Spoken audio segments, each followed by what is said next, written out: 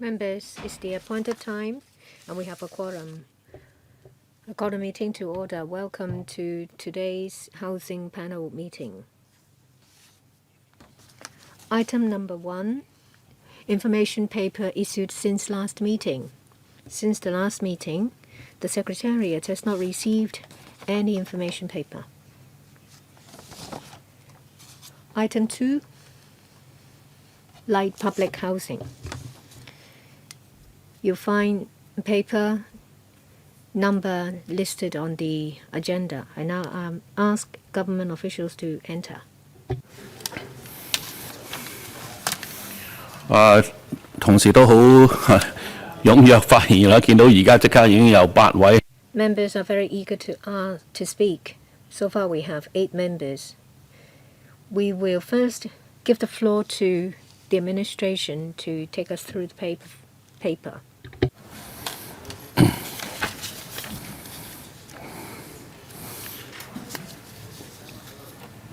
好，咁歡迎呢係。I'd like to welcome Secretary for Housing, Ms. Winnie Ho, and her team.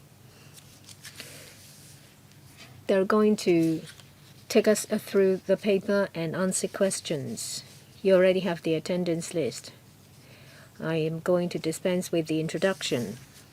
First of all, I would like to ask the Secretary and your team to give us the presentation. I understand you have a PowerPoint presentation. Thank you. Good afternoon, members. I thank you all for letting us come here to give you a presentation on light public housing. It is an idea floated in the 2022 policy address by the Chief Executive. It is a very important initiative. You've always heard about supply of public housing with fewer units produced at the beginning and more towards the end. In order to address this problem, we have come up with this idea of light public housing. This is an expedient way to supply 30,000 units within 5 years. This is something that we really want to achieve. We very much want to help people who have been on the waiting list for PRH for a very long time. Households who are living in inadequate housing is a target group. The Chief Executive and I have visited families living in subdivided units. There are also elderly people who live there. For this elderly person, his room is just one single room, and they will have to use communal toilets, kitchens, etc. We want to make use of a speedy way to provide adequate housing to these groups of people. That itself is very important. Let me give you some information about the condition of the subdivided units. The median rent per month for subdivided flats is $4,800. Under the light public housing scheme, we offer units that are rented for about $570 to $2,650. For singleton unit, it's about $570. For subdivided units, the average price per square foot is $40, and for hours is $5 to $8. We have identified sites in Tsuen, Yuen Long, and Xiangshui. For these areas, the average price per square foot is only just about $5. It is a very affordable level of rent for adequate housing. And I have been unable to shake the image of the old man after the visit. We have identified a number of sites. One is in Tsuen Area 3A and Area 54, and 2 sites in Yuen Long, Yau Pok Road, and the last one in Xiangshui Lin Tong Mei. At the same time, we actively try to identify 3 or 4 additional sites in the urban area. We hope that at the beginning of next year we will be able to give you more details. We'll look at the locations first. Tsuen Area 3A is only 0.8 hectares in size, a bit small, but it's at a prime location. It's right next to the light rail station at Ching Chung Road. We want to make good use of this site and turn it into an area that can accommodate buildings that are 16 to 18 floors high. The second site is in Tsuen Area 54. It has an area of 2.8 hectares, slightly bigger. It's next to Ting Tin Estate. It's a mature area. Within 10 minutes of walking distance, you can reach Keilun light rail station, light rail stop. The third site is at Yuen Long Yau Pok Road. It has the biggest area, 8.9 hectares in size. It's right next to Fairview Park. We propose to build buildings that are 3 to 4 stories high, so they are of a lower height, light public housing. The last site that we have announced is Lin Tong Mei in Sheungshui. There is a bus stop within 5 minutes walk and about 10 minutes walk to another station, and you only have to take transport for about 10 minutes to go to Sheungshui train station. It has an area of 2.8 hectares. The site in Sheungshui and the site in Yuen Long are leased to us from a private developer. The 2 sites in Tsuen are government land. In terms of design, we have different sizes for different household sizes. We have drawn reference from the design of public housing. There are self-contained toilets, shower areas, and cooking space, and each unit is equipped with an air conditioner and an exhaust fan. As I've said, that there are 4 to 5 flat sizes. In terms of rent, as you have seen from a previous slide, we propose that it will be about 90% of the market of the rate of PRH in the same district. So it's cheaper than PRH and much cheaper than subdivided units. Regarding eligibility, we will send letters to applicants on the waiting list for at least 3 years. We accord priority to family. We will take the lead to issue tender to experienced operators. They will charge rent at a level that we've set down, that is 90%. They're also in charge of maintenance, repair, on top of social services.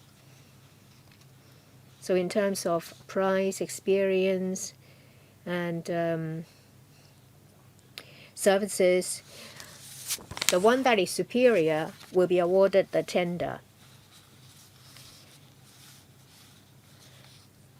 To compare transitional housing with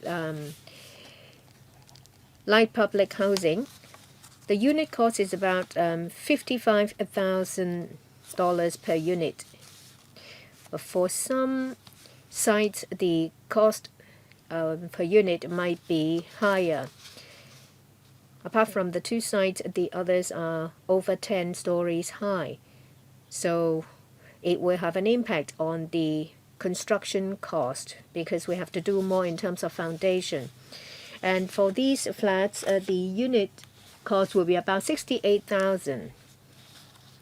I will give you more information about cost later.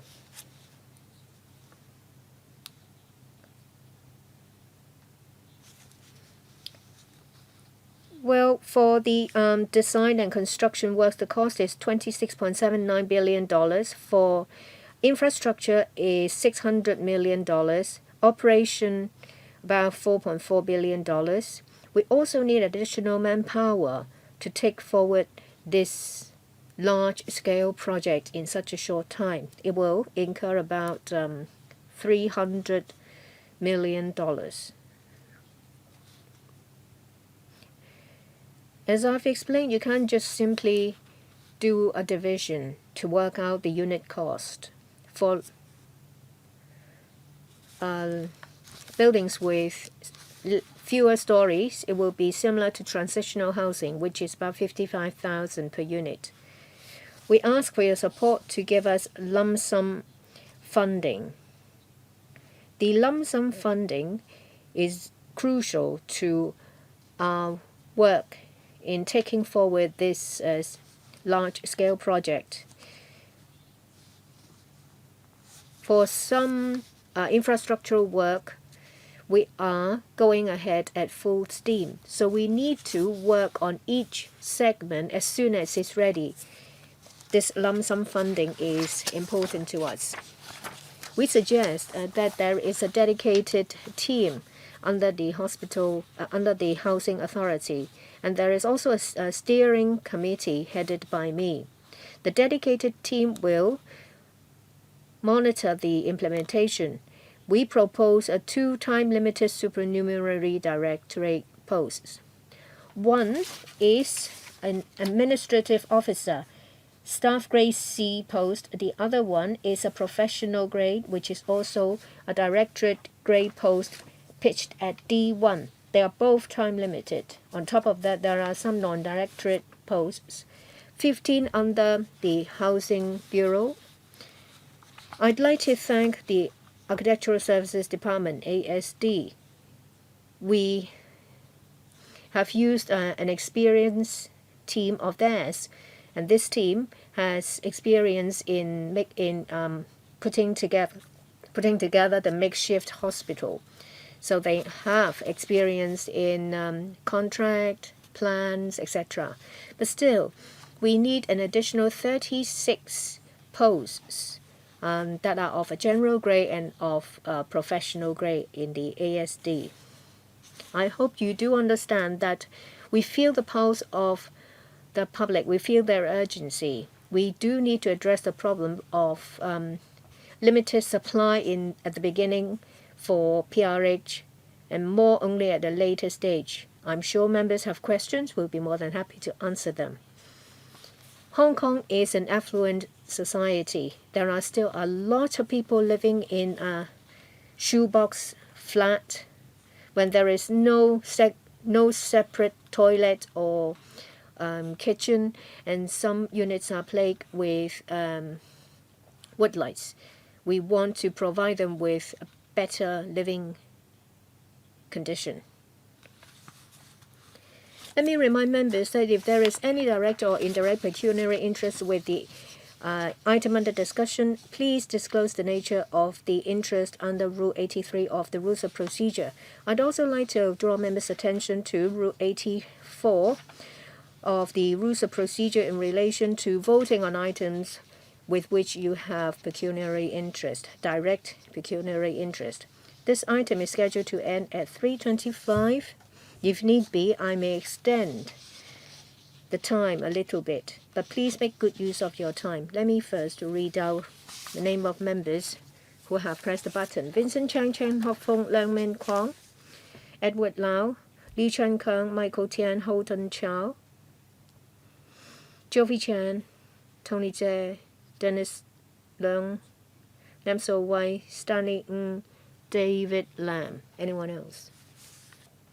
If you'd like to ask questions, please press the Request to Speak button. You will have to really manage your time properly. 4 minutes, question and answers included. And I ask government officials to pay attention to the time you use to answer questions. First, Mr. Vincent Chang. Thank you, Chair.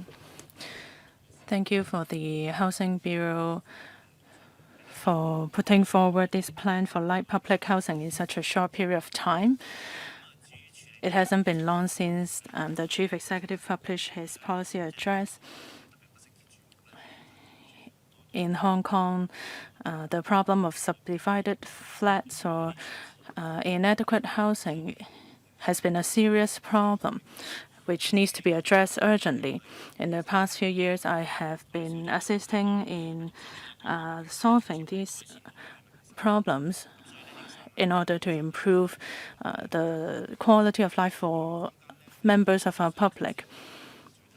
But for the public, after the details have been released, I think one of the major concern is the price.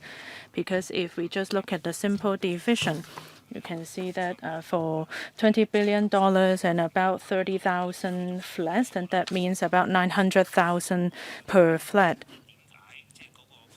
So can you tell us more about how this division work?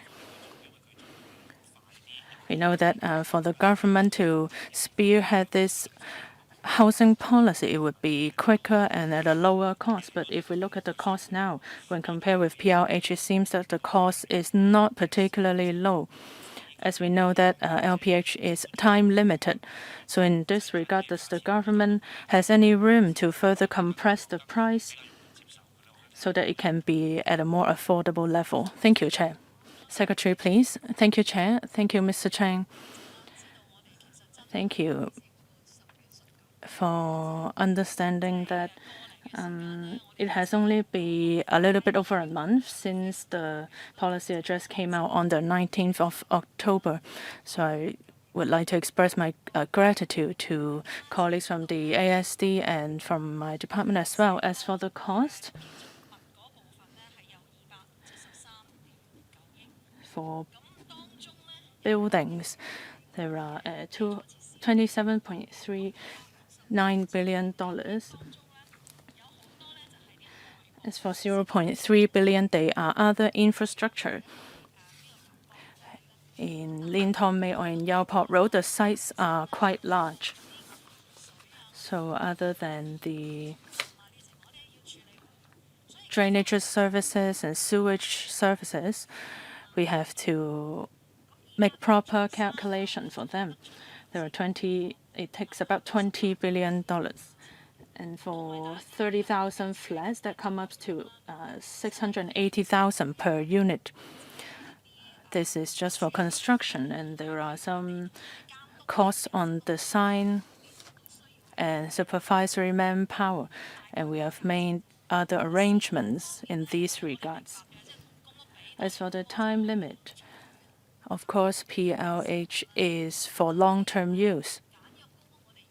But for LPH, now we are adopting the modular integrated construction approach.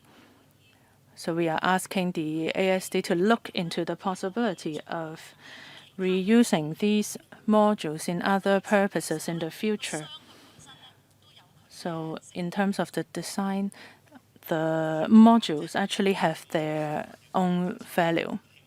I know that other members will probably ask about the cost as well, and I hope that government resources can be utilized properly since this is a rather large sum of amount that we are talking about. And I also hope that light public housing can complement traditional PLH. Thank you. Perfect timing. Just then, Ms. Doreen Kong and Dr. Wendy Hong have pressed the button which expressing their wish to speak. So each member will have one round of 4 minutes. Mr. Chen Hofeng, please. Thank you, Chair. I don't think that anybody present will oppose to this policy. Actually, we hope to improve the living conditions of people living in inadequate housing. I think that this is the only solution to tackle the problem of insufficient short-term housing supply. But I actually have some questions about the funding arrangement. Well, you talk about 20 billion funding, but actually in total there are approximately 30 billion. we only have graphs of about 1/3 of the housing supply. For the 4 sites, there are 100,000 units. As for the rest, the 20,000, we are not sure where they will be built. But you are asking for a lump sum of 30 billion. So you can't expect us to approve this funding without knowing the details of the rest of the money. So this time you have 4 sites, then maybe you can just apply for the funding for these 4 sites, or maybe with some advanced works as well. I think that is acceptable. But now you are not telling us the details of the other units, so how can I monitor the progress? So it is like buying something without actually looking at the product. I'm not sure what the product is like. So how are we expected to approve the 30 billion funding? Can you give us more details before you come to us for the funding? Well, just then we talk about the cost of $680,000 per unit. This is just a number. I'm not sure about the details. Well, if we just look at the sum, the number was 900,000. So what are actually included in the $20 billion? And compared with traditional PRH, they are $650,000 per unit. But for those flats, you can live in them for 50 years. But for LPH, perhaps 5 years. So why is the cost so expensive as compared with traditional PRH? Thank you. Secretary, please. Thank you, Mr. Chen. Just then I've talked about why we need to apply for a lump sum funding. We have to rely on other government departments, such as the Drainage Services Department, to handle works related to that area. And we need some more time for the ASD for further design. So we would like to implement things that we can implement as soon as possible so that the building component can be completed. I understand that for the 4 sites, the total number of units is 10,000. I hope that next time, before the Public Works Subcommittee meeting, I would like to be able to produce the details of the other sites, because for the other sites there are still some technical problems or some issues relating to the surrounding area that needs to be tackled first. We believe that within January, we hope to be able to appear before the Public Works Subcommittee so that we can announce details of the other sites as well. Just then I talk about the cost for buildings and mechanical and electrical installations. The amount required was 20 billion, including surrounding facilities. But some of the sites are quite large. So there are external works that are not included because each site is different. For transitional housing, the site is not as large, so the cost for external works is lower as well. As for the number of years that the housing will be able to be utilized, yes, PRH can be used for much longer. But the construction time and the requirements are different. For now, we are looking to be able to finish this light public housing as soon as possible. For traditional PLH, the expected number is 128,000, but here we are talking about 30,000. So, of course, PLH will be more efficient. Next, Mr. Leung, please. Thank you. I understand that the public has a few concerns regarding the site selection, the cost, and the targeted groups, etc. Well, just then the Secretary has explained to us certain details. But now we are facing a serious housing problem in Hong Kong. And I think that As long as we are able to see results, then I think that this proposal is a rather ambitious one. I understand that the key here is the urgency. So for 2024-25, is it possible to have this light public housing units completed before deadline? The second thing is regarding site selection. Currently, all the sites are in the new territories.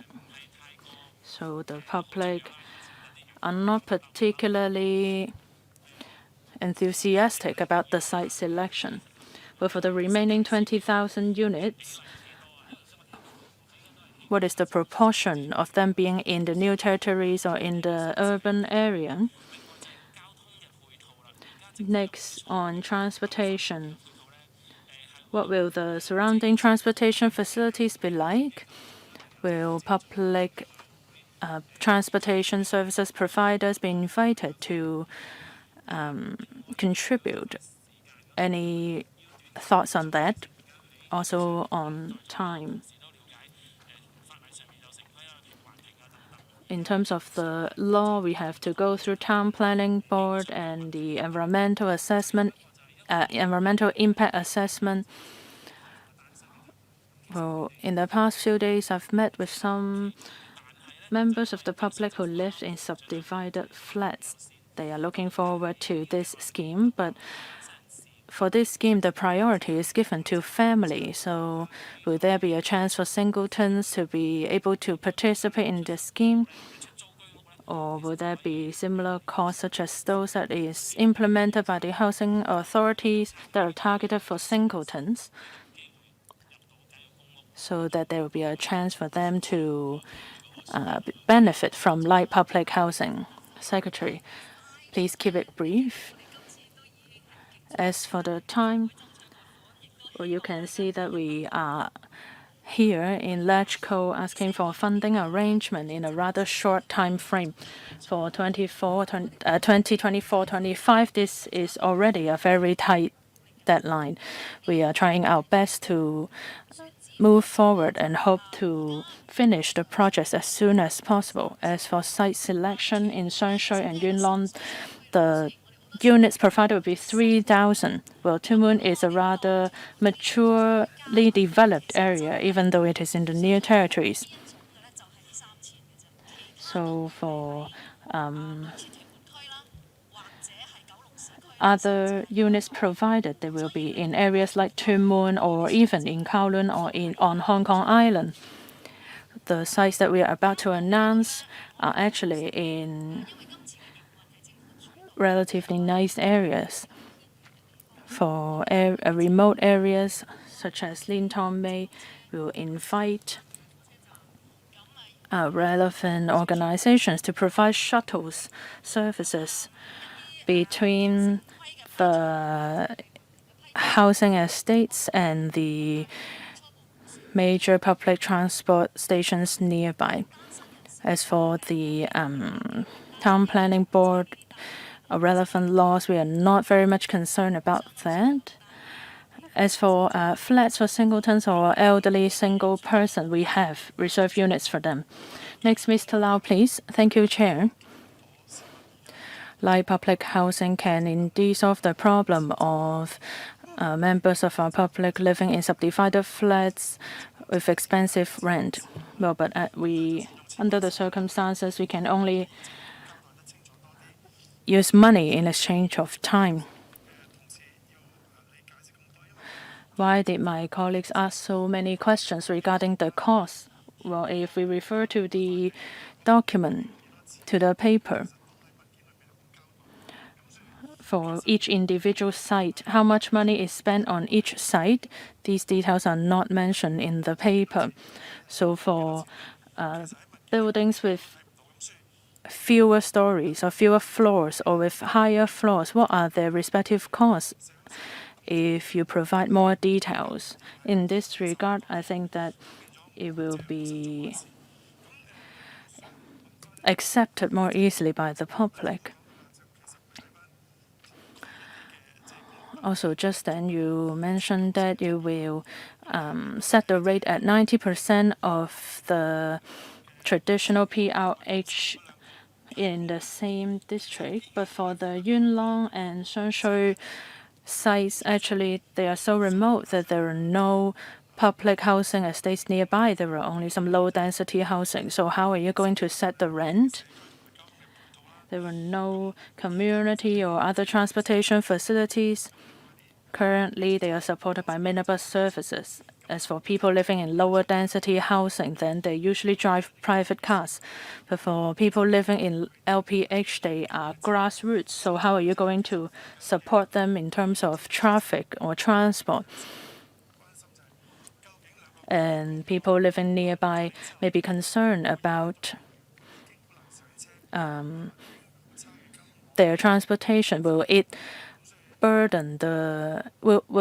increase the burden on traffic in the nearby area? So, of course, we need to take care of people living in subdivided flats, but we also need to take care of the residents living in near these sites. If we look at the Tsuen site, it is government land. Perhaps it was originally planned for sports stadiums or other recreation facilities. If after 5 or 6 years we demolish the housing there, would it be a waste? Would we consider adopting multiple purposes for this piece of land so that it can be done more efficiently and will bring more benefit to the society? 劉議員。 Thank you, Mr. Lau. First of all, I'd like to talk about transportation and its impact on the nearby areas. First of all, I ask for the understanding and the assistance from different quarters of our society in order to make it happen. Yes, for a very short time in the future, there may be changes in the transportation. We will talk to the transport department to minimize the impact. We'll be more than happy to communicate with residents of these areas afterwards. As to the number of flats for Lin Tong Mei, it's about 1,000 units. For Yao Pok Road is about 2,000. Tuen Mun Area 3A is about 1,000 to 2,000. Area 54 in Tuen Mun, 5,000 units. When we go to the PWSC, we will give you details about the number of flats churned out by each site. In terms of rent,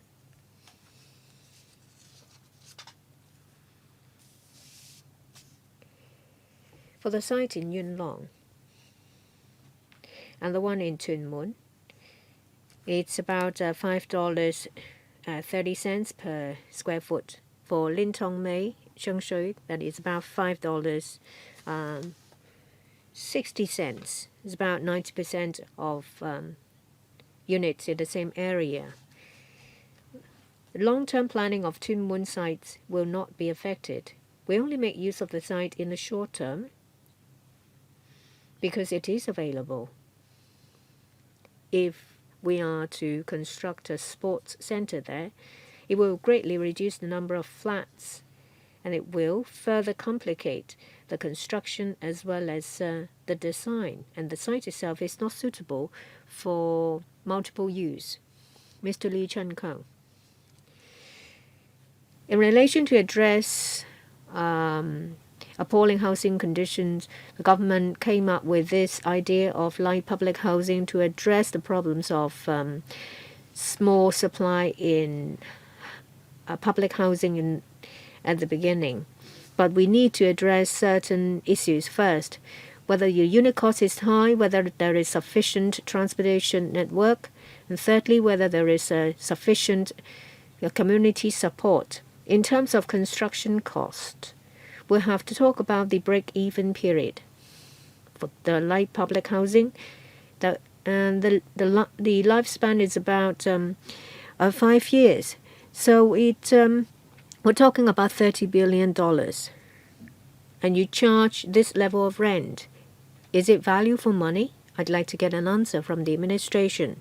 Secondly, have you conducted any survey to find out people living in subdivided units would like to live in light public housing? I'm sure the number is high. Yes, indeed. You will save time for those on the waiting list, and time itself is the cost.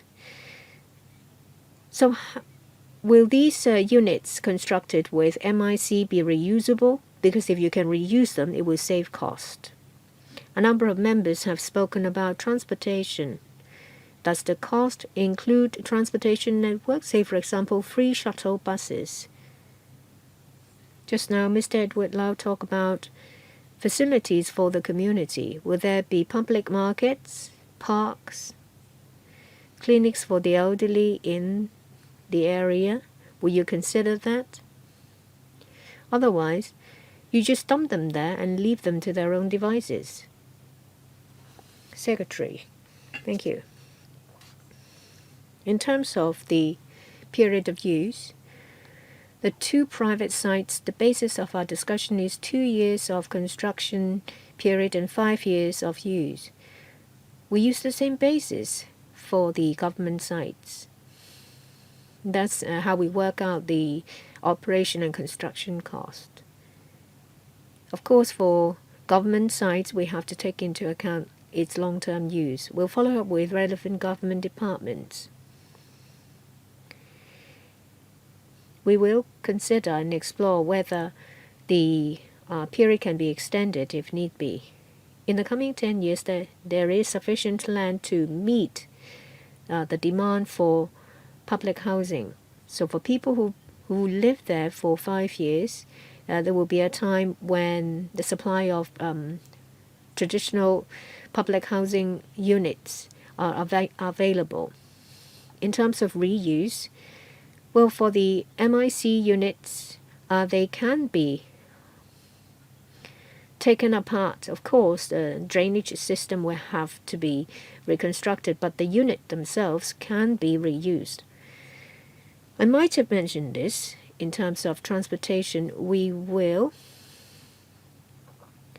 arrange shuttle service if need be, if it's somewhere remote. What about supporting facilities in the community? The sites in Tsuen are mature communities. They've already got their own community, district community or public market. The site in Lin Tong Mei is quite remote, so they need to take people need to take transportation to nearby areas. But you have to think about this. Say, for example, schools and public markets. For each of the sites, we will earmark space for service operators. We'll require the operator of these sites to arrange for social service or multi-purpose rooms for residents. Next, Mr. Michael Tien, 4 minutes. I have 2 questions. First, I've read a lot of news reports about the construction cost of the light public housing. So, for the same height of the buildings, the per square foot construction site, compared to modular transitional housing, is it cheaper or more expensive? If it is cheaper, then the light public housing is cheaper and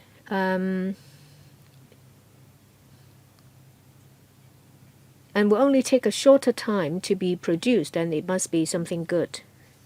For Tong Sam village in Yuen Long is about 4 minutes walk from a West Rail station.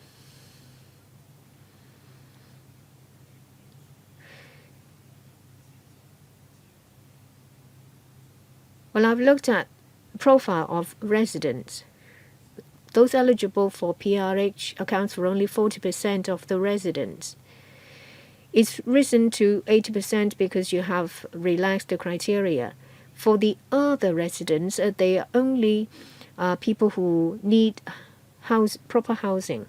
So for people who are waiting for PRH, it only accounts for about 40%. And I do think that the response is only lukewarm. What will the impact on transitional housing?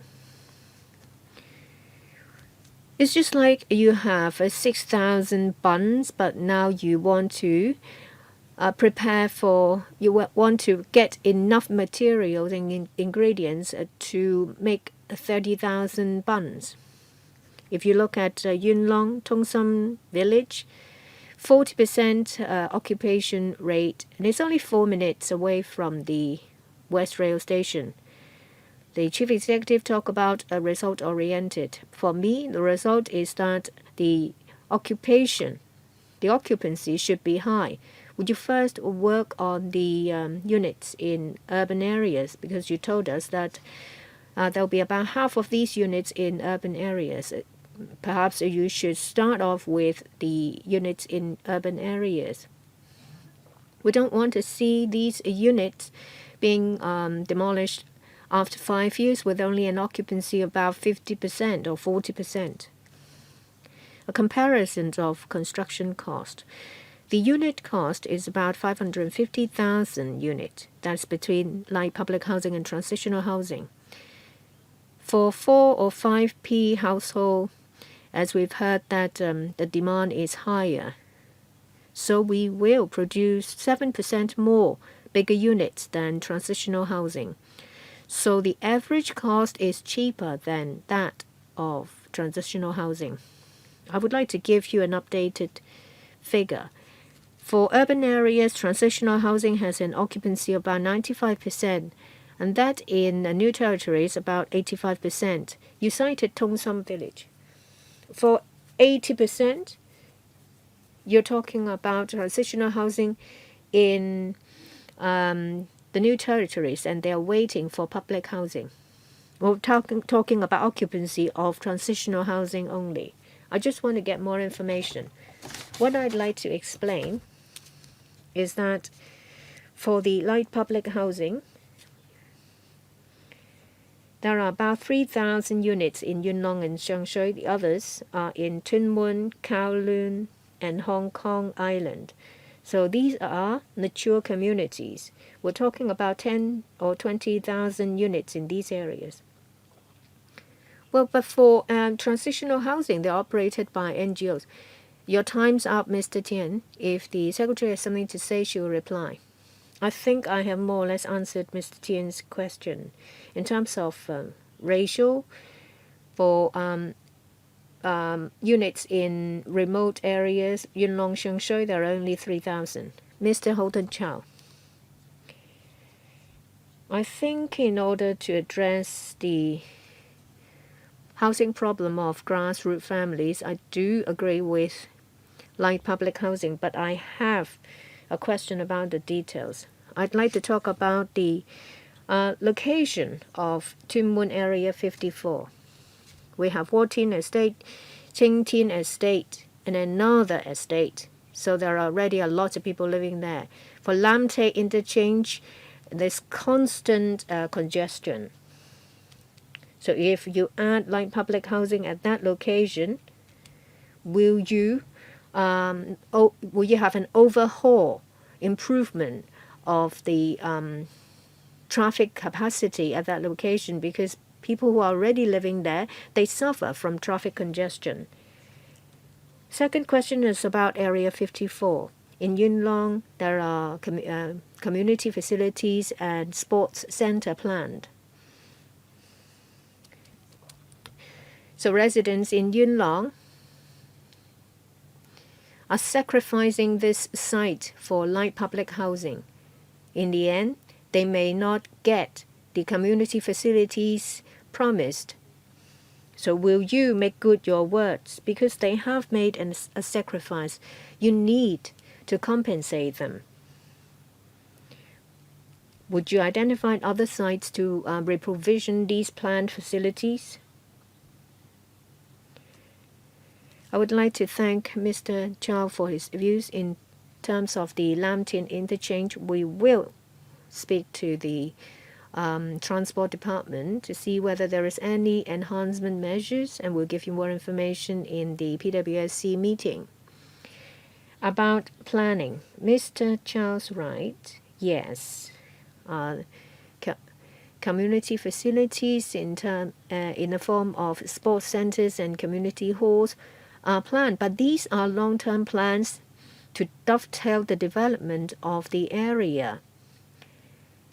The long-term plan remains unchanged. We're just making use of the site for a long-term use, for a short-term use, to be used as light public housing to address the acute housing need of those in need. We have considered that on the ground floor there will be community facilities for residents. They may be activity rooms or multi-purpose rooms.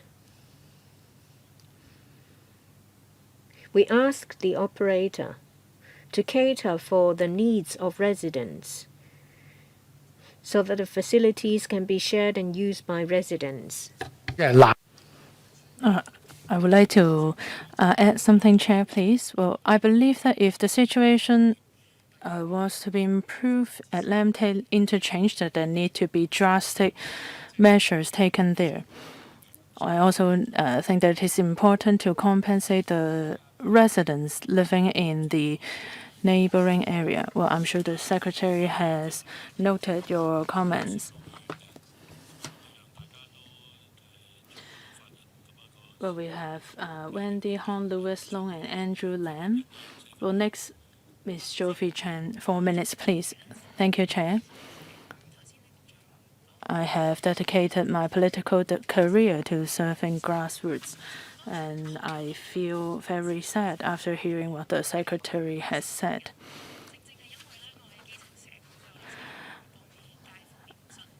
I am known to help with the insect infestation problems of grassroots residents. I believe that none of us will oppose to light public housing, but I have heard that there are 3 disadvantages. They are inconvenient, they are not good for living conditions.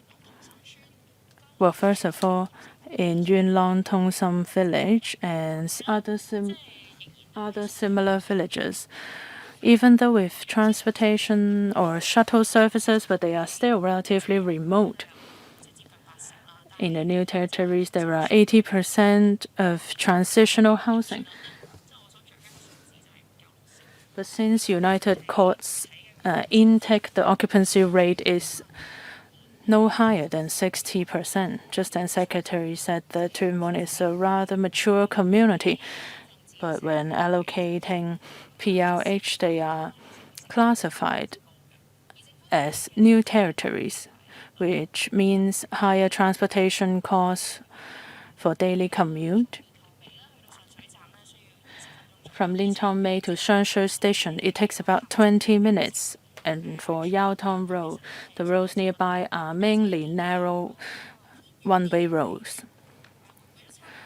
So for remote areas, will you consider suggestions from Mr. C.Y. Leung that we should build elderly services or elderly housing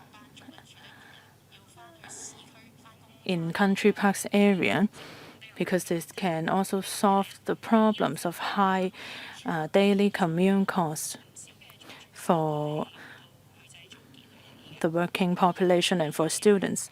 As for the second problem, that is the quality. Back in 1998, there were temporary housing that are 6 stories high, but then they were demolished in 2017 since soundproofing was not as good. Well, will there be any demonstration by the government so that we can instill more confidence to the public? And then lastly, on the environmental issue, on the modular integrated construction approach, if they are dismantled in the future, is it possible to reassemble them in the future? An example is the Murray Building in Stanley. This can solve the problem of its expensive cost as compared to the traditional PLH. Secretary, please keep it brief. Thank you, Ms. Chen. I think that we are probably most concerned about the site at Lin Tong Mei, which will provide about 1,000 units. So your suggestion is that perhaps the air quality is better there. It is away from urban areas. Perhaps it is more suitable for elderly tenants. This is indeed a good suggestion. And we will definitely consider in this direction with the relevant organizations. As for heat insulation and sound insulation, don't worry, because now the MIC approach has improved significantly. So the overall design is much more modernized as compared with the modules before. And it is also a good suggestion to show a model apartment. So after the tender exercise is done, we very much hope to show members of the public what the apartments will be like. In MIC approach, all the units will be delivered in separate units. So in the future, when needed, these units can be dismantled and reassembled again. A last question. I don't think the question is on whether or not it can be usable in the future, but the question is that, well, when you are building traditional PLH in the same time, which also adopts the MIC approach, so when we are building LPH, will we consider utilizing these units back in traditional PLH? I hope that this can be done. I think this is something that we would all like to achieve. Chair, I think we need to consider the design, the number of blocks, etc. of traditional PLH. Of course, we want to be able to reuse these LPH modules in the future so as to entertain more possibilities. I think this is one of the elements that we all want to see. Next, Tony said, please. Thank you, Chair.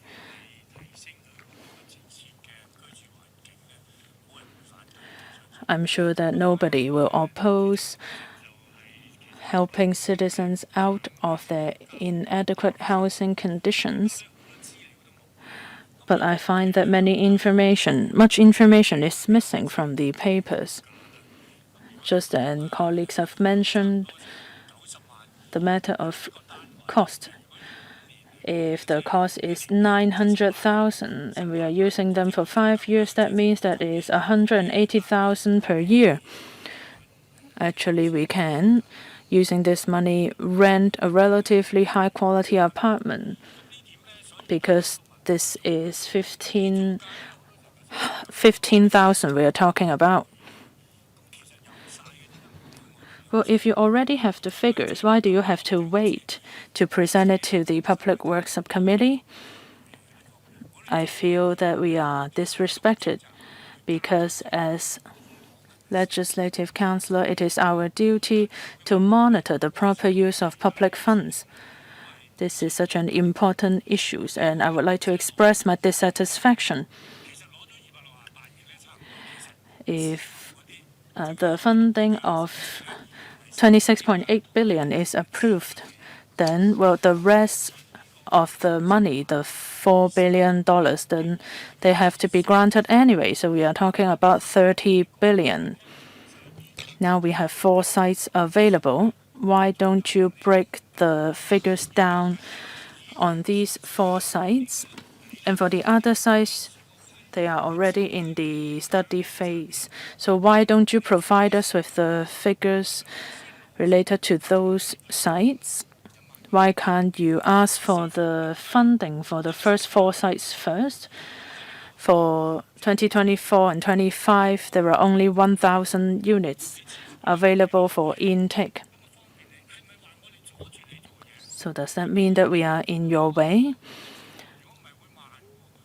You said that you want to apply in one lump sum because otherwise things will be slowed down.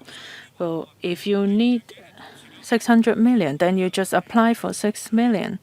Second thing is that other members have mentioned you have changed the land use for some of the sites. Some of them were planned for community facilities. But if we want to better utilize public funds, if you build permanent PRH there, maybe you will be able to provide more units while building more community facilities as well.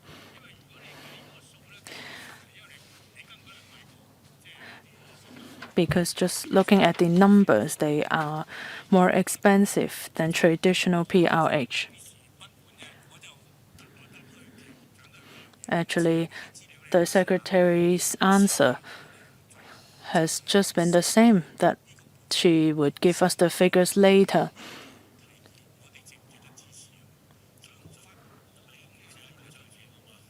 Well, would you give time for the Secretary to respond? Well, actually,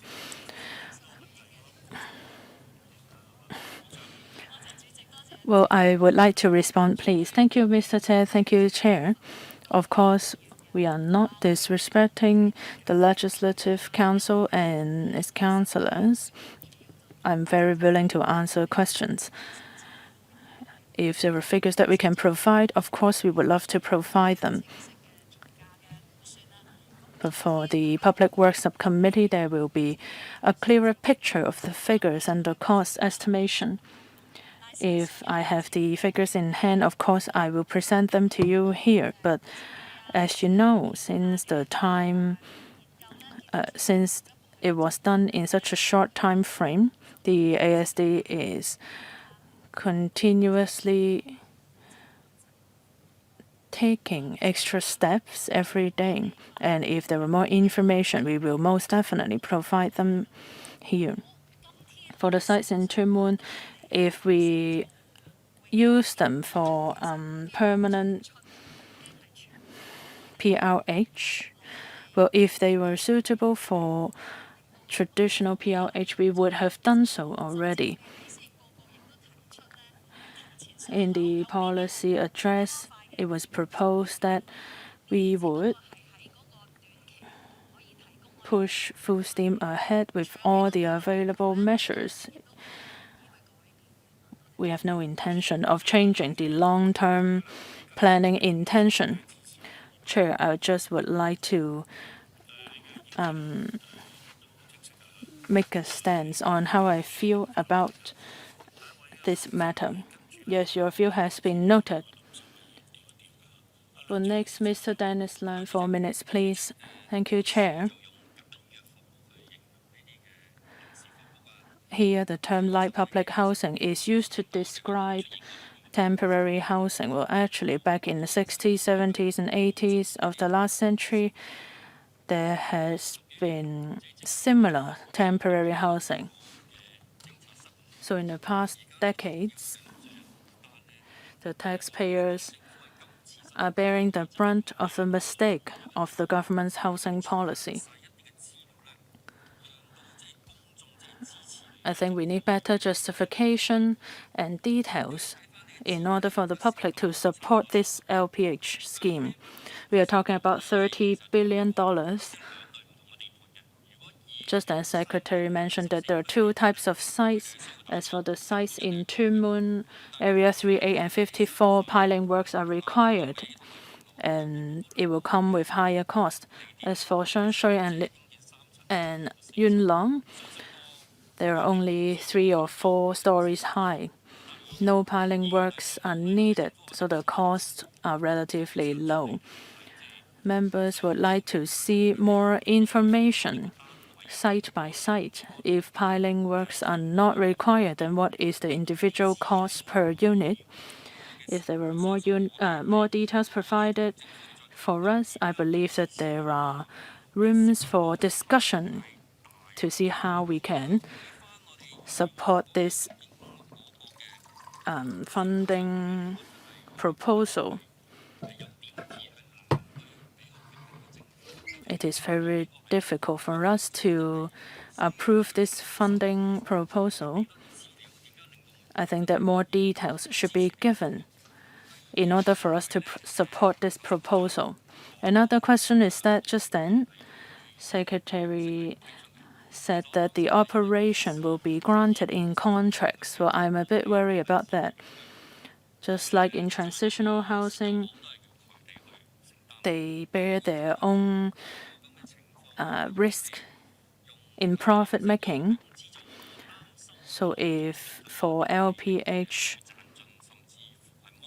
if there are contracts involved, will there be any exploitation there? For example, will they use inferior parts and earn government money in the process? This is a concern for us and for the public. Is it possible for the government to do their own planning? And even if contracts are unavoidable, will there be maybe a ceiling or for the NGOs or the organizations to make profits to support this scheme? And I hope that the government will not oversimplify the issues. Perhaps the residents will just live in LPH for 1 or 2 years before they are allocated traditional PRH. Thank you. Secretary, thank you.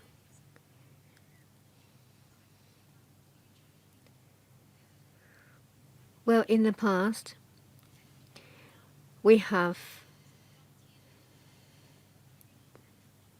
spent a lot of effort to go through every hurdle to find land and to go through statutory procedure. The light public housing we put forward today is starkly different from interim housing back in the old days. Today, the design and the standards is much improved. We have air conditioning, we have exhaust fan as well. So we're only talking about 550,000 per unit, which is comparable with transitional housing. For those with a taller building, the unit cost is 680,000. This whole project is government-led.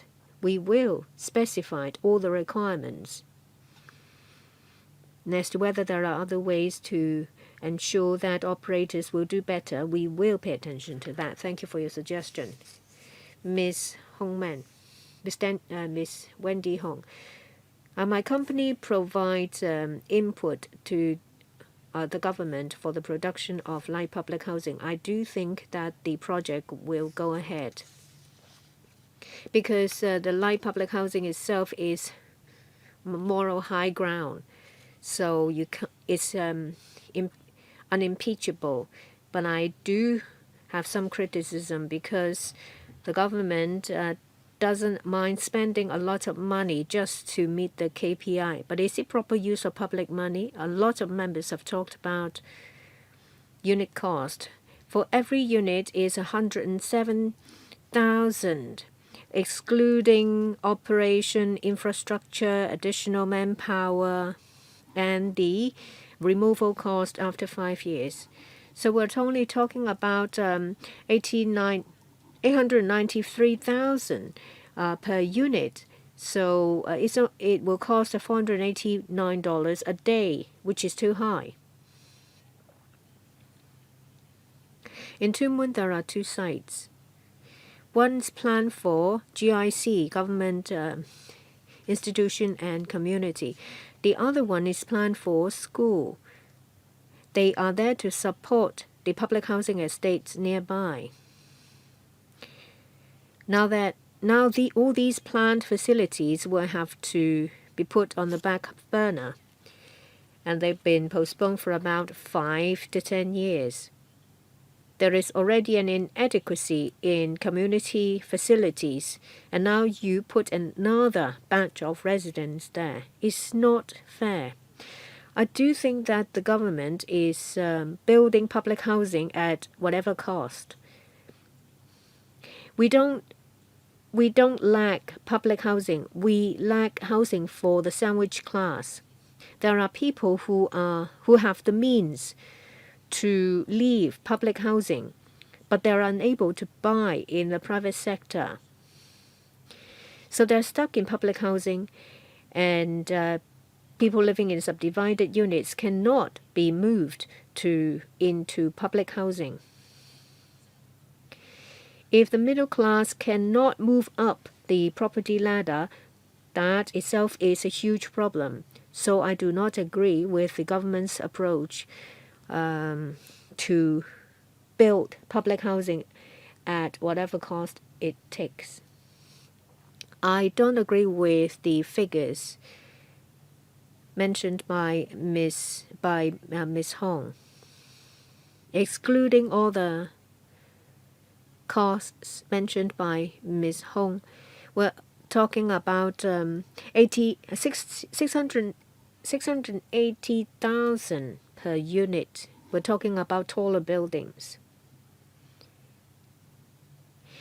The long-term planning for these sites will not be changed. It's just that we make use of the interim time to provide facilities that are badly needed by the relevant groups, say for example light public housing. In the coming 5-10 years, when we have identified sufficient land for public housing, the ratio of our home ownership scheme unit will increase in a proportional way. A lot of residents in public housing would like to vacate their units for other people, but they're unable to do so. For HOS units, you see oversubscription of about 48 times. You can see that is indeed the situation. So that's a problem of a property going up the property ladder. Mr. Stanley Ng. Just now, a number of members have put forward their views and asked questions. I fully identify with them. We have to make sure that we use public money prudently. We need to make sure that it's value for money. If we spend such a huge sum to construct light public housing, is there such a need? Can we make use of other ways, say transitional housing? It costs close to $1 million to build a unit.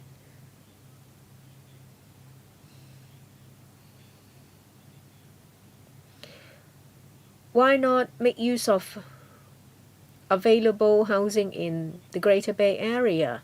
$1 million will get you a few of these units, and it is a good way to resolve long-term problems. Why don't you use this way? 5 years is too short. I know that there is a long-term use having been planned.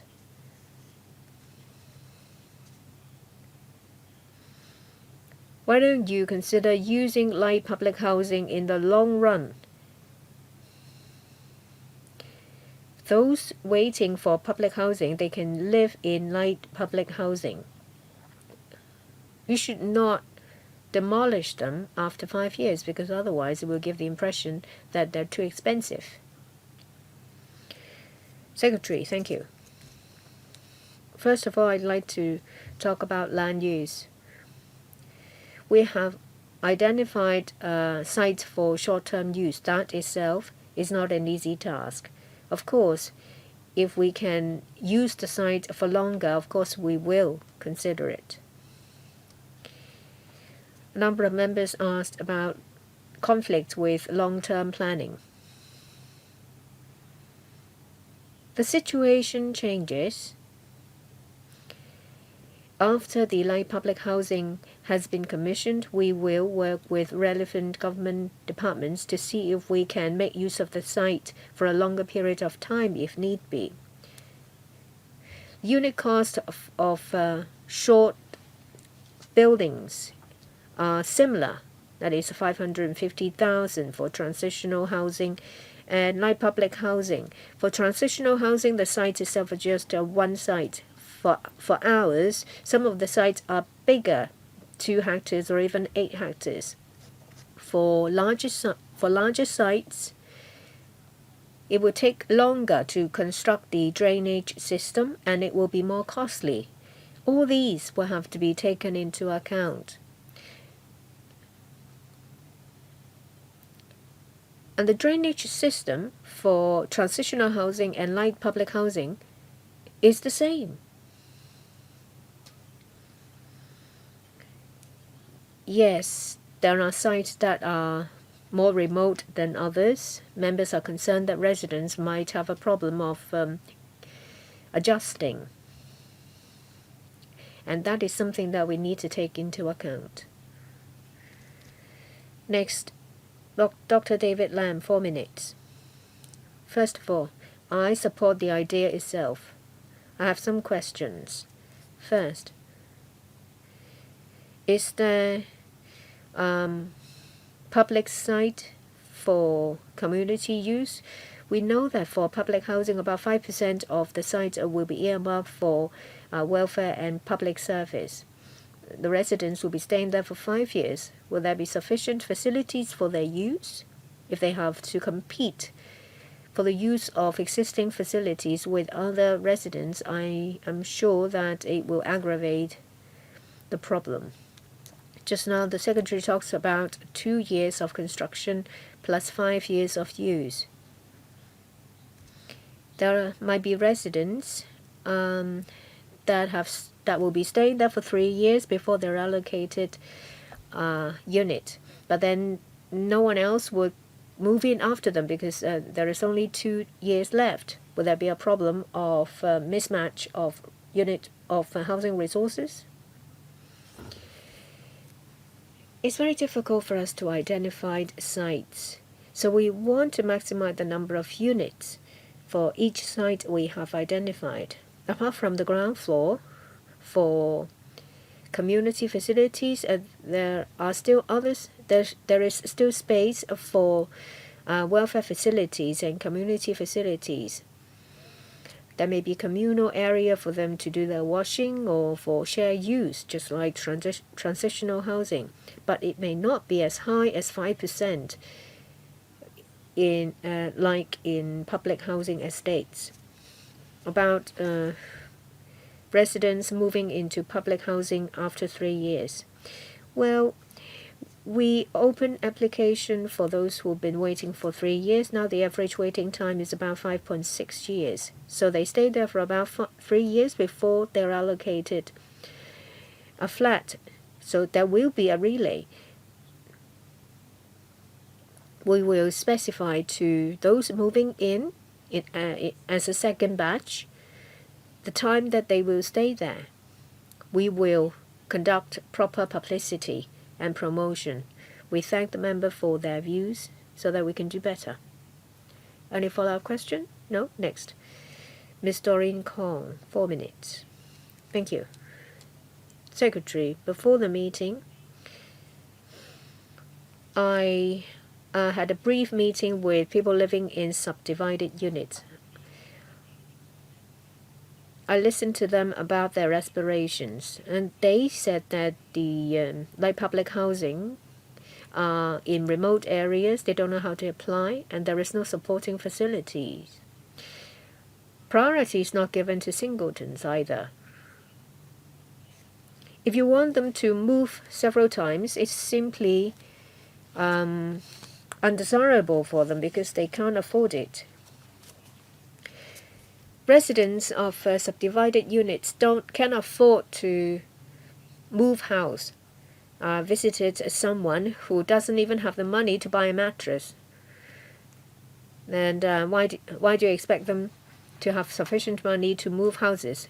You said that you are working for the benefit of the general public. Have you gathered views from residents from subdivided units? How many consultation sessions have you done? You are now asking about $30 billion. You talk about an urgent need, but you should not rush into it. And I agree with Mr. Tsuen about lump sum funding or funding application by phases. I am a responsible legislator. I'm afraid I cannot support you for your lump sum funding application of $30 billion. You've only given us in the paper 4 simplistic diagrams. You have not given us any information about how many people can be accommodated and the general design. Please give us more information. We need to allay our concern if you ask us to give you $30 billion. Well, you need to deliver something before we give you more money. Why do you ask us to give you $30 billion in a lump sum? And I'd also like to ask about a management cost. It amounts to about $4 billion. So the management fees will be about $4 per square foot, which is comparable to luxurious flats. Why is it so expensive? Is there no room for you to lower it? Please make good use of precious resources. And I can only describe this paper that you just want to go through the motions regardless of the cost. Thank you, Ms. Kong, for your questions. We often heard that the sites are very remote. I think we are talking about the site at Lin Tong Mei. There will be 1,000 units there, and we will provide appropriate transportation support to facilitate residents to commute. For the other sites, well, for the Tsuen site, one of them is right next to a light rail station. We hope to be able to give out results in such a short period of time. We need this lump sum funding because for the whole scheme, there are many different aspects of works, such as drainage, network, water works, etc. So these cannot be completed in just 1 to 2 years. But here there is an urgency. So we need to solve the problem of insufficient short-term supply. As for the management fees, compared with transitional housing, we can see that for transitional housing, their services are minimal. So that is what we base our estimates on. Next, Ms. Lam So-wai, 4 minutes. Thank you, Chair. Well, light public housing complements transitional housing. They help families which have been waiting for PLH for a while and out of subdivided flats. This effort is commendable. But there are 4 sites here. For 2 of the sites, they are owned by private developers. There are comments that if the government has completed all the infrastructure facilities,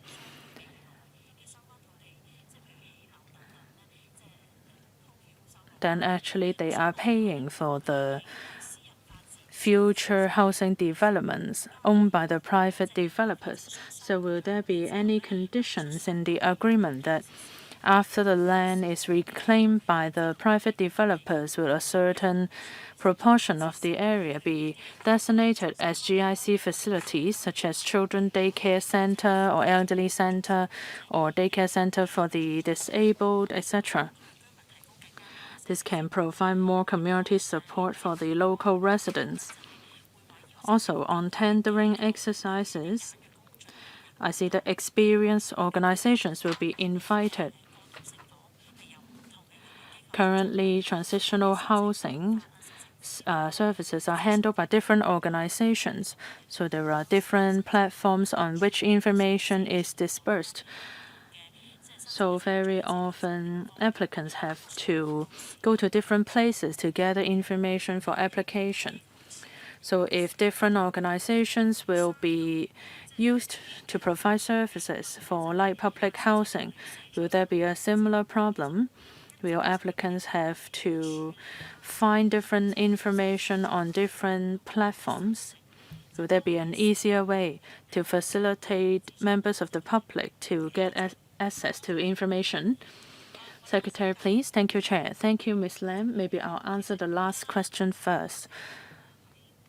Currently, for transitional housing, we have a common platform under the Housing Bureau.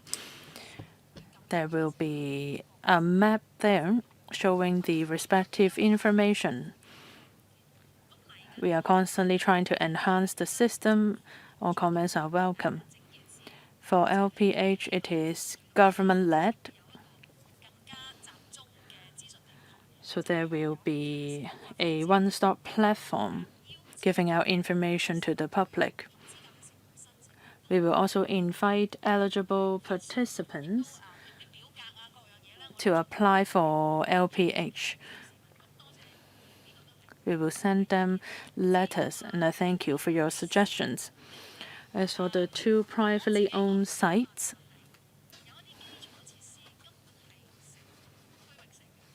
some infrastructures are for regional use. For example, drainage system. We can take this opportunity to enhance the infrastructure of the whole neighborhood area. This is beneficial to the whole region.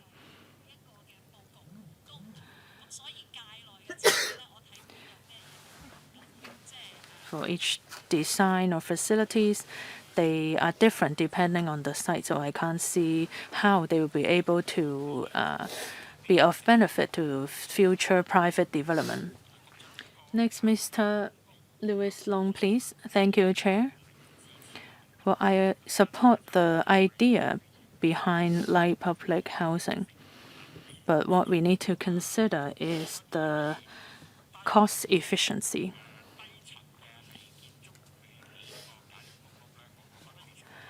For lower buildings, there are no problems as far as I can see. But for the sites in Tsuen, since there will be piling works involved, the cost will go up significantly. So is it possible for all light public housing to be made with fewer floors? Also, on the operation of the project, I can see in the paragraph 12 to 13 of the paper that the government will invite organizations with relevant experience to join the tendering exercise. Well, in paragraph 12, relevant experience included experience in property management and, more importantly, social welfare experience, because they may provide community engagement or financial management or enhancing their individual living skills, etc. So are we talking about a crossover between property management and social welfare? I'm not sure how many organizations there are in Hong Kong with experience like this. So will you be choosing service providers from existing transitional housing? Otherwise, will it be too limited? Secretary, please. Thank you. Thank you, Chair. Thank you, Mr. Long. for taller light public housing buildings, I'm sure we can imagine that if they are all shorter buildings, then we need to look for more sites, because let's say we will need 3 or 4 more sites in order to reach the same number of units. And for land that can be freed up in the short term, it is very difficult to find in Hong Kong. As you can see here, there are many issues that we need to tackle here already. Then why are the 2 sites using shorter buildings? Well, first of all, the ground structure is different. After a preliminary investigation, it was suggested that we build 3 or maybe 4 stories there. And for the neighboring houses, they are of relatively shorter height, so we believe that that would be a better arrangement to have shorter buildings there. For operational organizations, yes, we will be inviting organizations with social welfare experience as well as property management experience. Maybe some of them are more focused on facility management. But I understand that as the services evolve, they may involve other provision of social welfare services. Perhaps they can be contributed by different parties in synergy. Lastly, Mr. Andrew Lam, 4 minutes, please.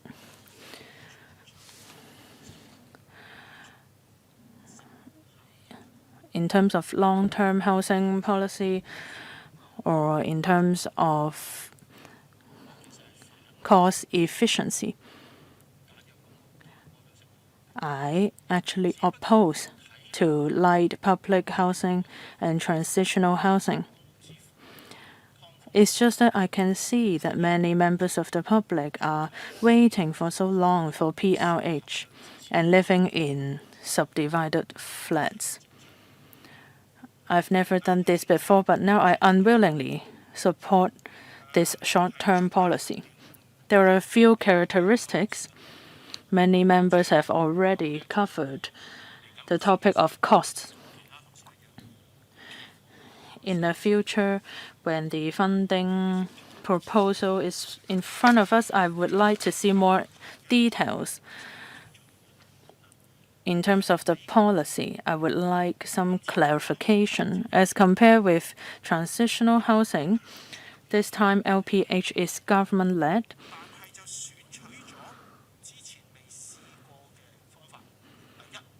But a new approach is to be adopted. Firstly, they will not be fully responsible. NGOs will not be fully responsible for the housing.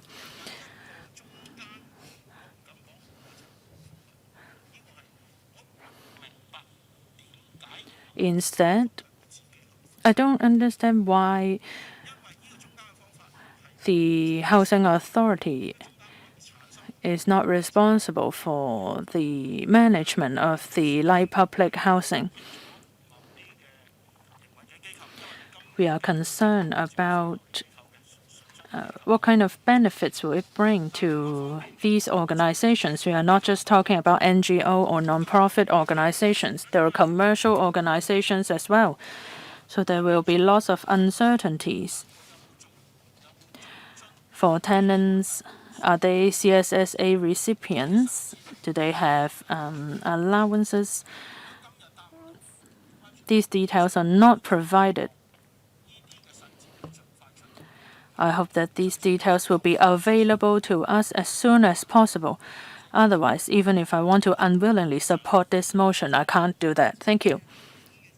Thank you, Mr. Lam.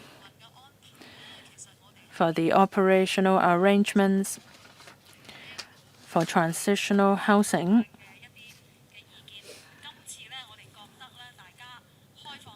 some organizations have expressed their views. When we are assessing the tender, there will be a basket of factors to consider. There may be a new mode here, but I appreciate your suggestions, and we will definitely take that into consideration when we are assessing the tender application after discussion with colleagues. I hope that I can give you more details later. Thank you. 要求發言嘅 Members who asked to speak have all spoken. Members, we need to decide today whether to support the administration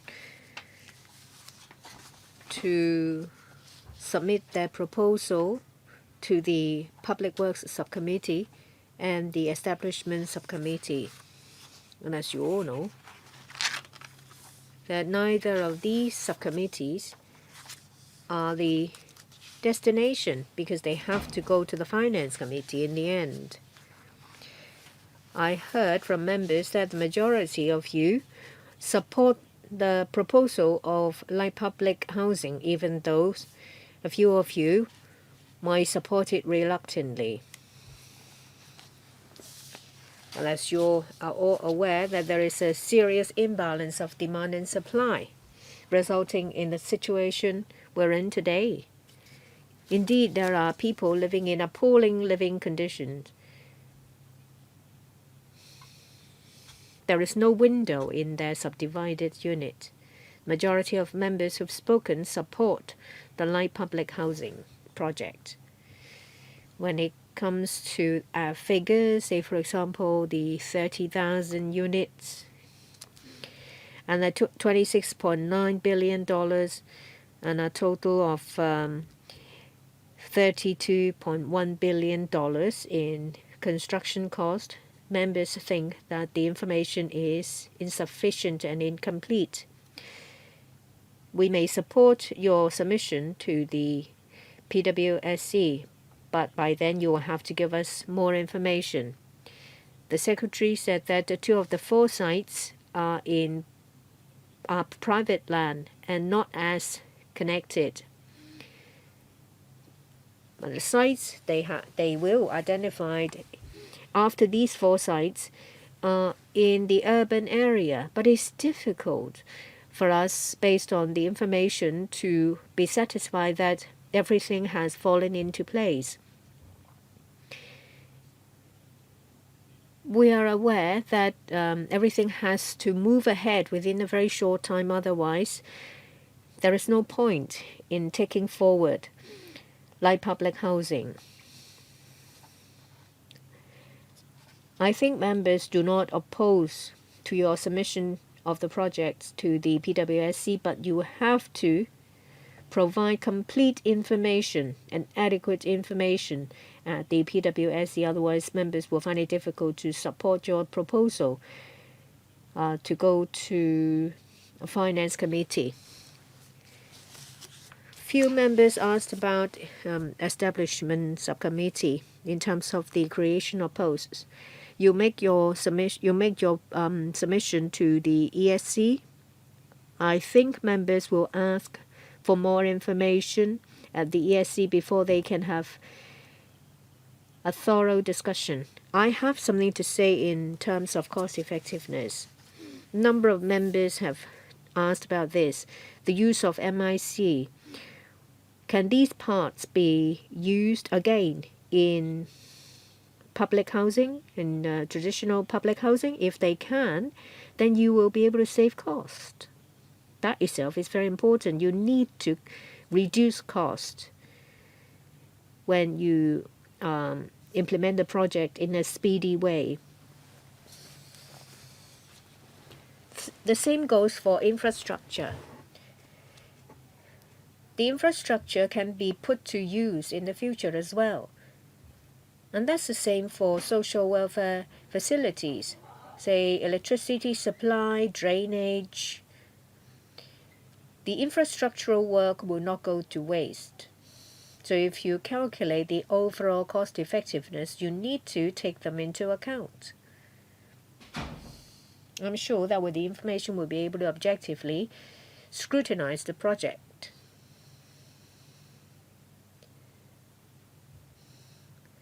I'm of the view that the majority of members do not oppose to the administration's submission of these projects to the ESC and the PWSC, but I ask the administration to take note of our views.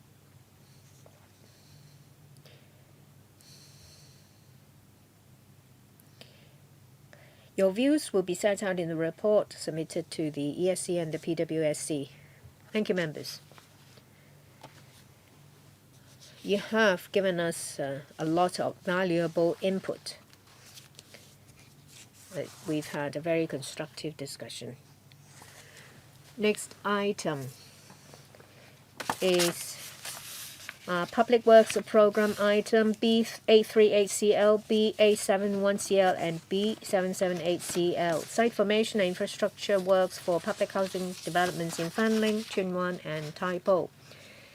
You'll find the paper number in the agenda. Please ask the administration to join us. Members who would like to speak, please press the button. We will start this item in 2 minutes.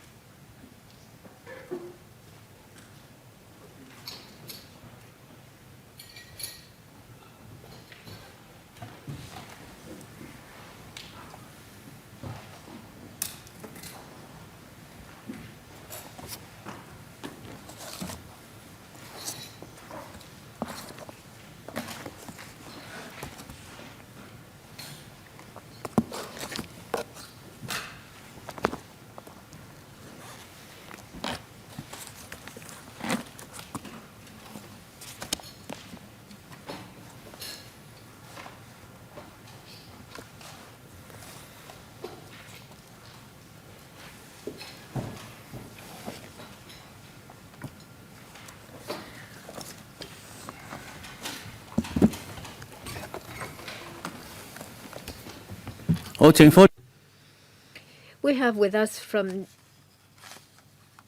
the administration the relevant team. So who is going to take us through the paper? We have to give the room back at 4:30. Good afternoon, members. Let me take you through this paper.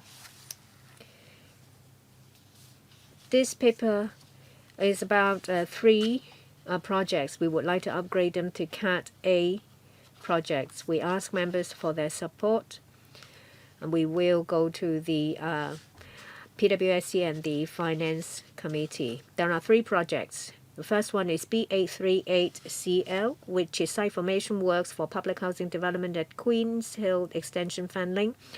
The second one is part of B871CL, site formation works for public housing development at Kwok Shui Road, Tsuen. And the third one is B778CL, site formation and infrastructure works for public housing development at Chung Nga Road and Area 9, Tai Po Phase 2. I will quickly go through the 3 projects. Well, to tie in with the development of public housing development at Queens Hill, we propose to conduct with site formation works as well as relevant works. Say, for example, retaining walls, slopes, ancillary works, road works, drainage, sewerage, water works, and landscaping works. In 2022, the CDD has consulted the District Council and this subcommittee. We've obtained their support. We plan that at the beginning of next year we'll be able to commence the project for completion in 3 years.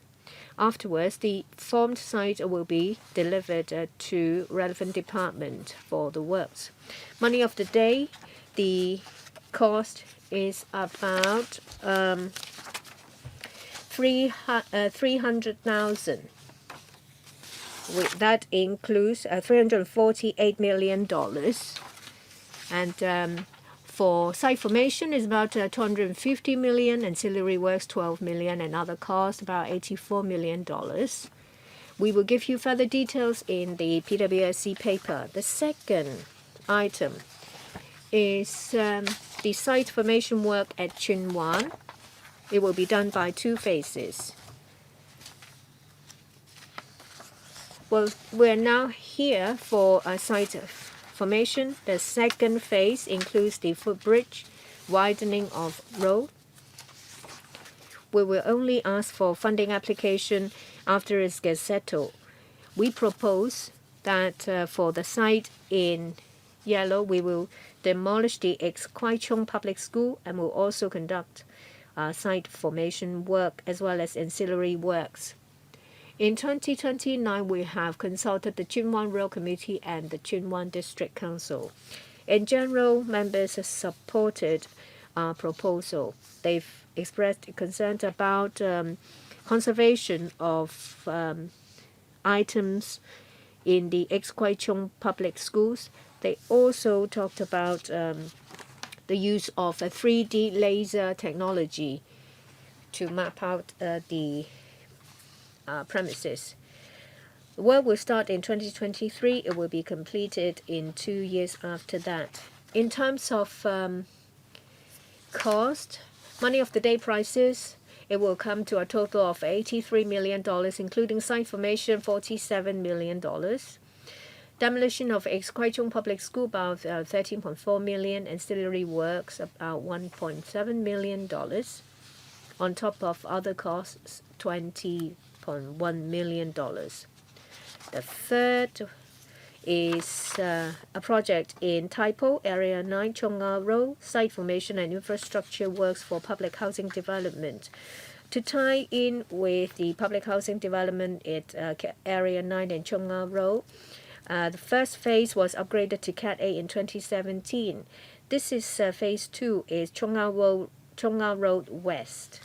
We propose that there will be site formation and the supporting facilities as well as slope work that is denoted in orange. There will be a carriageway and pavement. There will also be road diversion and a path to a burial ground. Our project also includes a landscape work, drainage, etc. In terms of public consultation, the CEDD in 2021 consulted the Planning, Housing and Works Committee of the Taipo District Council. Members have expressed their concern in terms of sewerage, land use, and the use of a school there, but they did not oppose to the project. In September 2021, we have already explained our position to allay their concern.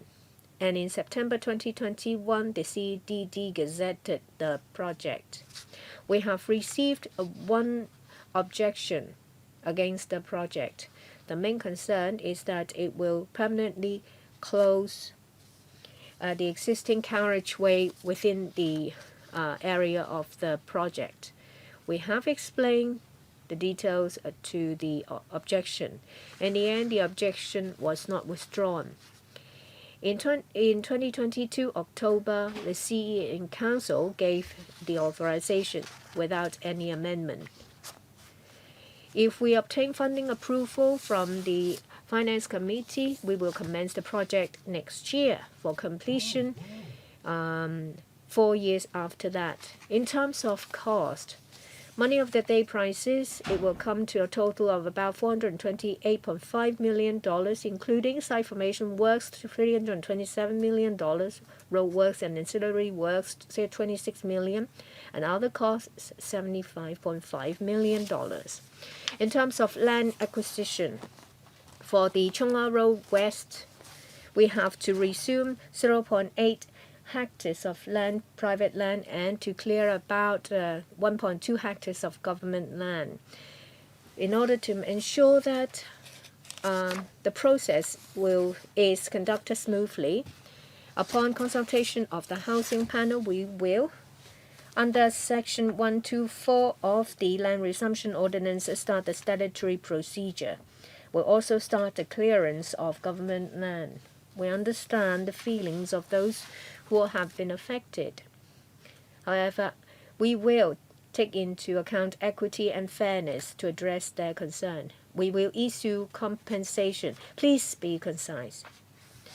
We will follow the established procedure to issue compensation to those who have been affected. After consulting the housing panel, we will follow the works schedule. At the beginning of next year, for the Queen's Hill Extension and Kwok Shui Road project, submit to the Public Works Subcommittee and the Finance Subcommittee. For Typo Area 9 and Chung Nga Road, we will submit the proposal to PWSC and Finance Committee in mid-2023. Thank you. 3 members would like to speak. We have to vacate the room at 4:30. I can't extend the meeting. So 3 minutes, question and answers included. Any other members who wish to raise questions? Mr. Lau Kwok Fan, 3 minutes, please. Thank you, Chair. Well, I'm concerned about the Queen's Hill extension in Fanling. We know that Queen's Hill has begun intake, and residents there have expressed concern about the traffic there. From Queen's Hill to Tsuen, it may take more than 1 hour, including waiting time and transportation time, let alone traveling to other places. So how are we going to convince citizens that 10,000 more citizens will move there? Is it possible for the government to solve the problems that current residents face in Queen's Hill before any extension work is done? This is the first point. Second, for the whole Queen's Hill estate and Shanghai Court, they are connected to Long Ma Road to Shuttlecock Road. The road itself is very narrow with congestion. If we are adding more public housing estates with some 10,000 residents, the road will surely be overloaded. I can't see any relevant roadworks on Long Ma Road. So will the authorities consider widening the roads there? Thank you, Chair. Thank you, Mr. Lau, for your question. Firstly, there are 2 aspects. Firstly, when we were developing Queen's Hill, the numbers for the extension was already included in the overall development.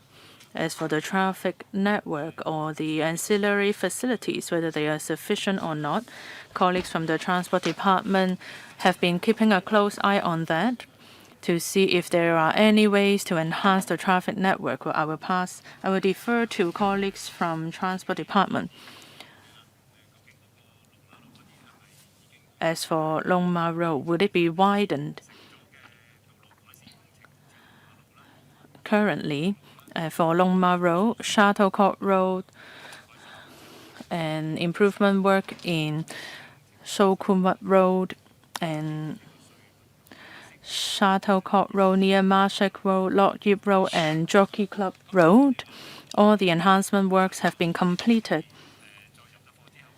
In the future, after more residents move into the Queen's Hill estate in the nearby area, without causing any negative impact on the current traffic situation, we will see if it is possible to add more bus stops. Transport Department, please. Thank you for your question. For Queens Hill Estate and Shanghai Court, Transport Department has arranged 8 bus services and 2 minibus services. The 8 bus routes connect residents there to Fanling MTR station, to Tsuen West, Nam Chong, Kai Tak, Tuen Mun, and through the Eastern Harbour Tunnel and the Western Harbour Tunnel to the Hong Kong Island. The Transport Department, together with the Housing Department and the CEDD, will come up with a proper public transport arrangement to satisfy the needs of the new residents there. Chair, I have my reservation. Thank you. Ms. Jovi Chan, 3 minutes, please. Thank you, Chair. Well, Kwai Chung Public School has been vacant for a while, and we have been keeping an eye on its progress. As it is in my constituency, I'm concerned about the development. Well, the school is in Tsuen Wan, but actually it is nearer to residents in Kwai Chung because the name is, as the name suggests, it's Kwai Chung Public School. So I think that residents of the Kwai Chung district should be consulted as well. For the Housing Bureau, they have consulted us. With some of my colleagues, we have had a meeting with the CEDD. We have talked more about the details of the project and some of the ancillary facilities in the neighboring area. With the increased population, there will be extra burden on the traffic near Tai Wah Ho Upper and Lower Estate. So there needs to be proper planning done in order to enhance the traffic network there, including parking spaces. We understand that there is a shortage of parking spaces, not just for private cars, but for motor vehicles and commercial vehicles. I know that the Transport Department has shown concern over this issue. My colleagues and I have interviewed local residents to see what kind of facilities they would like to see. And from the comments that we have collected, it seems that the residents would like to have more youth center to support our young people and perhaps more social welfare facilities, because that location in Tai Wah Ho is not convenient for perhaps disabled persons. They also would like to see more kindergartens,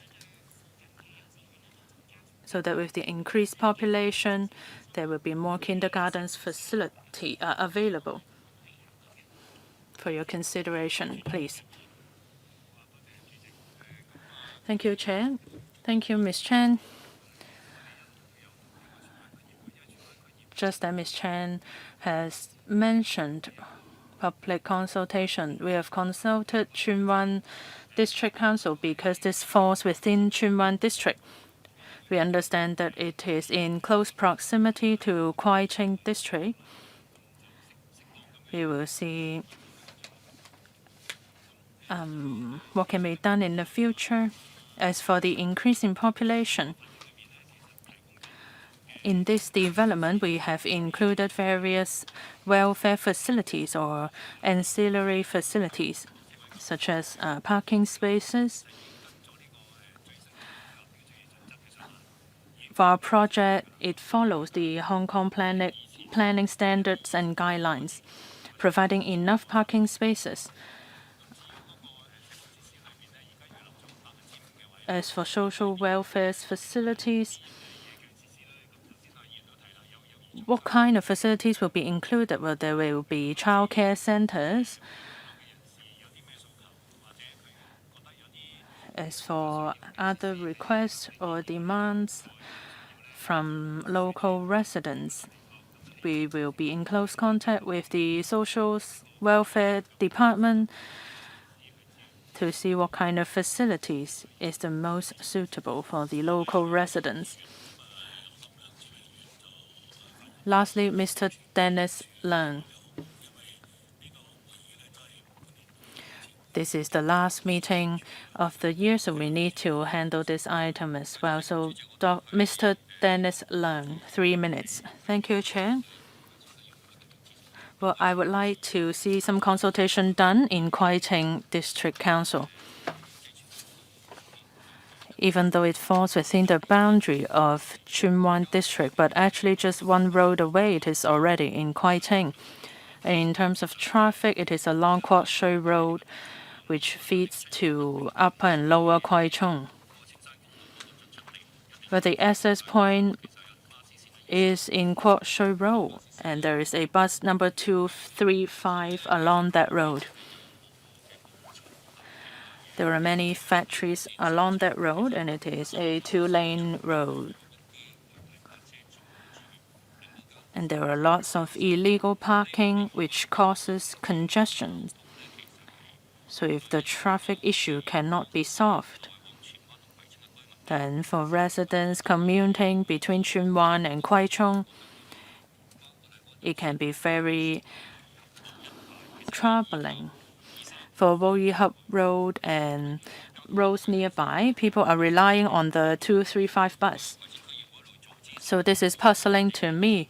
Why didn't you go and consult Kwai Tsing District Council so as to facilitate a smoother development for your construction?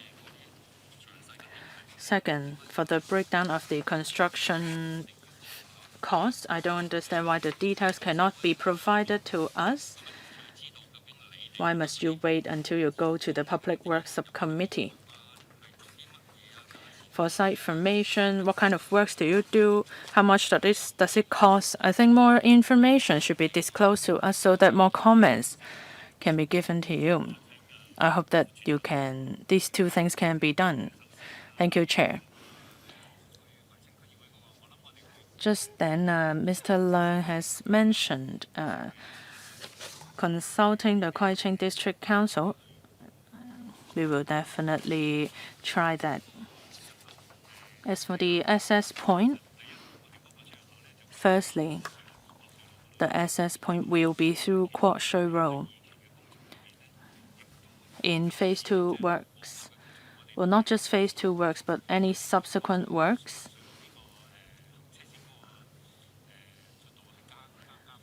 Kwok Shui Road will be widened.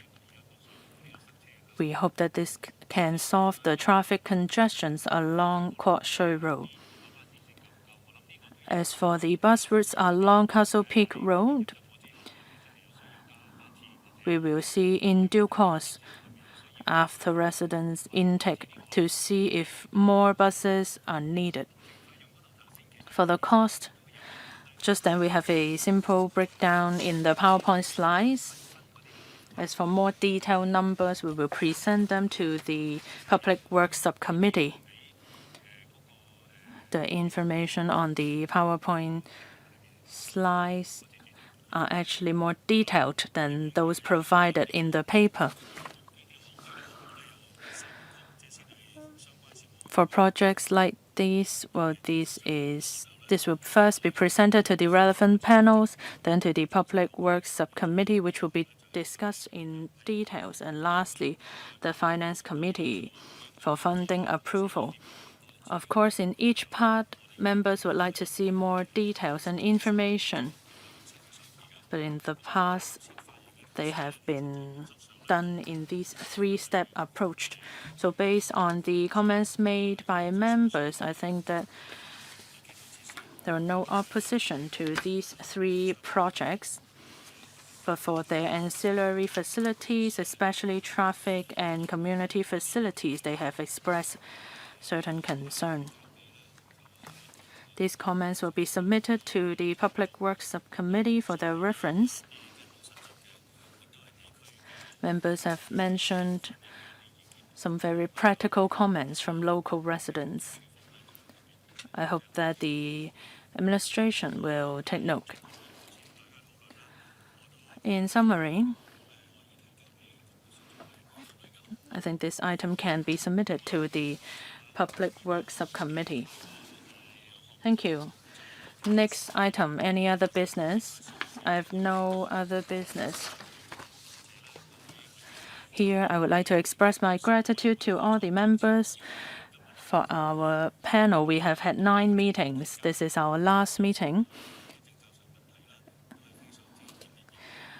We have had many practical discussion on government policies in our relevant area. I'm sure that you have done a lot behind the scene. Thank you very much.